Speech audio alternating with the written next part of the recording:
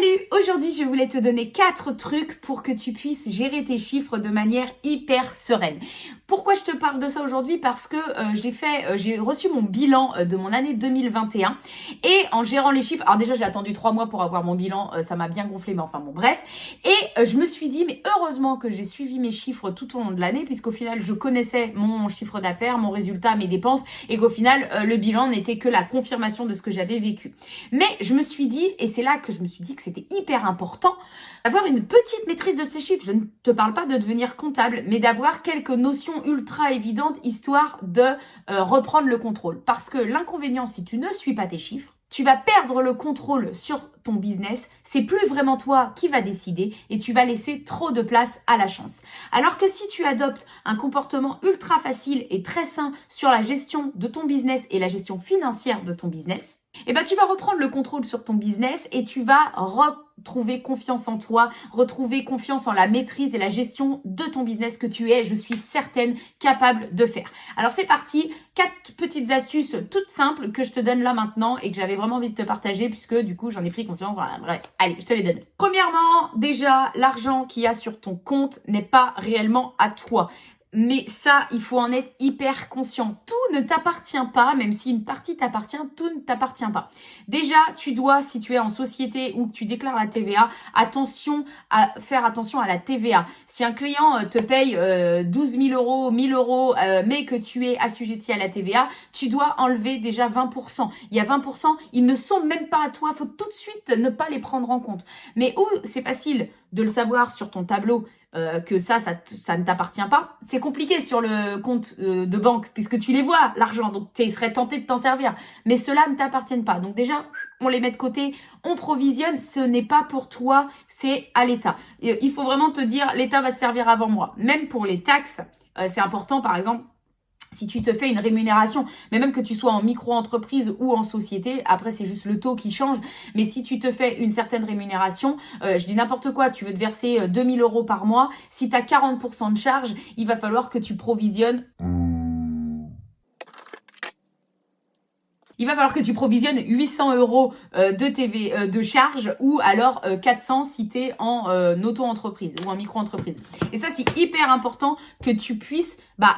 le prendre en compte parce que l'État se sert avant toi. Voilà. Deuxièmement, le chiffre d'affaires réalisé n'est pas forcément le même que le chiffre d'affaires encaissé. Et alors ça, c'est à énormément prendre en compte si tu as des difficultés de trésorerie ou alors que tu ne fais pas payer en une seule fois. Si par exemple, tu es un coach et qui fait payer en plusieurs fois ou prestation de services comme création de site internet ou plein de choses, il y a plein de possibilités pour que tu puisses être payé en plusieurs fois, c'est hyper important de le prendre en compte. Parce que tu peux très bien te dire, ouais super, ce mois-ci j'ai fait un super chiffre d'affaires, mais pour autant tu n'as pas été payé. Donc faire 10 000 euros de chiffre d'affaires, mais que pourtant tu ne les as pas encaissés parce que tu as encaissé que 5 000 mais que tu as eu 6 000 euros de dépenses, pour le coup, sur le mois, tu n'es pas rentable. Évidemment, lissé sur l'année, il y a de la rentabilité à voir, mais c'est important de le prendre en compte parce que tu peux avoir un bon bilan à la fin et considéré comme être rentable, mais pour autant avoir des difficultés de trésorerie. Parce que si tes clients ne te payent pas,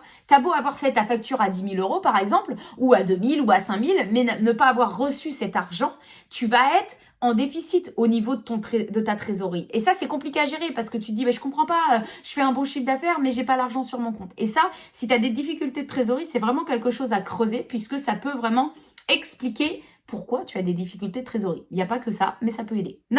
Troisièmement, n'attends pas le comptable pour connaître tes chiffres. Fais-toi ton tableau et gère tes chiffres tout seul dans ton coin.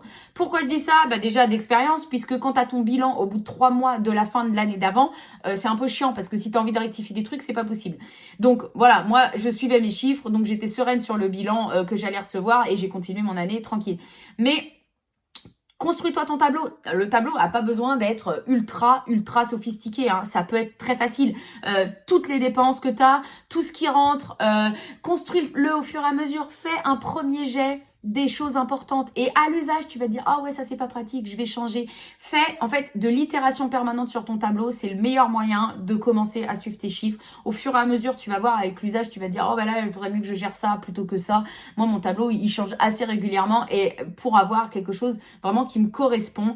Mais la base, c'est par exemple un onglet sur toutes les charges que tu as, un onglet sur tout le chiffre d'affaires que tu rentres mois par mois avec le détail. Tu peux aussi te créer un onglet sur ta trésorerie, comme ça tu fais vraiment une différence entre les deux. Tu peux te faire un prévisionnel aussi, savoir tiens combien j'imagine qu'il va rentrer jusqu'à la fin de l'année et combien il me faut par rapport à toutes les dépenses que j'imagine que je vais avoir. Voilà, construis-toi ton tableau, attends pas ton comptable pour le faire. Quatrièmement, mollo sur les dépenses. Ça, finalement, c'est un peu le condensé de tout ce que je viens de te dire, mais en fonction du chiffre d'affaires moyen que tu réalises, tu peux pas dépenser plus. Mais alors, ça paraît complètement logique dit comme ça, mais dans la réalité, ça peut être compliqué. Et ce qui peut être compliqué, c'est justement de ne pas avoir pris en compte, par exemple, cette TVA ou ces cotisations, et d'un coup, quand faut les payer et qu'il n'y a plus l'argent sur le compte parce que tu as fait des dépenses, c'est compliqué. Donc là, du conseil dans le conseil, ça pourrait être pour calculer ton chiffre d'affaires moyen que tu dois faire pour être au minimum du minimum rentable. J'ai d'ailleurs fait une vidéo là-dessus, je mets le lien. Ça serait de savoir combien tu as de charges fixes à l'année. Puis tu divises par 12, comme ça te fait tes charges fixes mensuelles. Combien tu dépenses et que tu es sûr de les dépenser dans l'année. Ok, ça c'est premier point. Deuxième point, combien de rémunération nette tu veux? Tu veux te verser combien par mois? 1500, 2000, 3000, 4000, combien tu veux? Et combien sont les cotisations sociales liées au salaire que tu veux te verser? L'exemple que je te donnais tout à l'heure, si tu veux te verser 2000, que tu as 40% de cotise, tu dois mettre 800 € de côté pour l'URSSAF que l'État te réclamera dans pas longtemps. Ok? Donc, en fonction de ça, tu additionnes le tout et tu te retrouves avec un chiffre à faire minimum pour atteindre le bénéfice zéro. Bon, ce qui est plutôt pas mal parce que ça veut dire que tu auras payé tes charges fixes, tu te seras payé et tu auras payé tes cotisations URSSAF. Bon, ça fait pas tout parce que ça veut dire que là, tu peux rien dépenser de plus. Et c'est toutes les charges supplémentaires, les restos que tu peux faire à droite à gauche, le plein d'essence, l'hôtel pour un séminaire, blablabla. Ça monte, ça monte, ça monte. Et tout ça, c'est des dépenses que si, je te donne un exemple tout concret. Tu te dis que tu dois faire un chiffre d'affaires moyen de 4000 € par exemple, parce que tu as 1000 € de dépenses, tant de salaire et tant de cotisations. Le tout est de 4000 €, avec que tes charges fixes. Donc tes charges fixes, c'est les charges que tu sais que tu vas avoir tous les mois pendant toute l'année. Tu as 4000 € de chiffre d'affaires que tu dois faire. Ok, c'est cool. Donc tant que tu fais ces 4000 € de chiffre d'affaires, tu es à chiffre d'affaires zéro. Et puis un jour, tu fais une dépense de 900 € pour une formation. Donc tu te retrouves avec 4900 € de dépenses. Mais si tu fais que 4000 € de chiffre d'affaires, tu es en déficit de 900 €. Tu vois ce que je veux dire?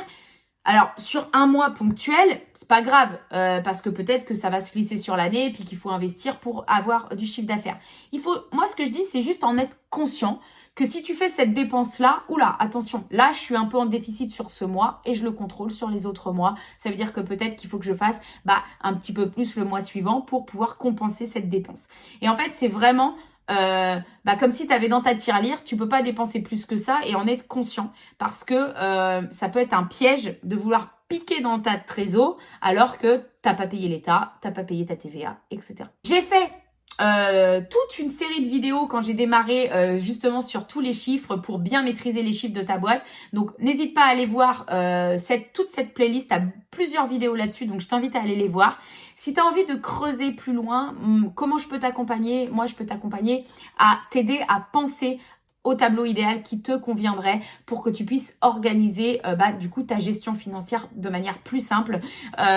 L'idée, c'est vraiment que le tableau en soi est pas compliqué à faire. Hein, c'est vraiment penser à comment le faire, comment je le structure. Voilà. Et puis, si tu as besoin de plus d'organisation, plus de focus, n'hésite pas. J'ai la formation Productivité x7. Et suis-moi sur Instagram. Tu auras plein de conseils tous les jours. Bon, j'essaye de faire des stories tous les jours. Allez, bye. À la prochaine pour une prochaine vidéo.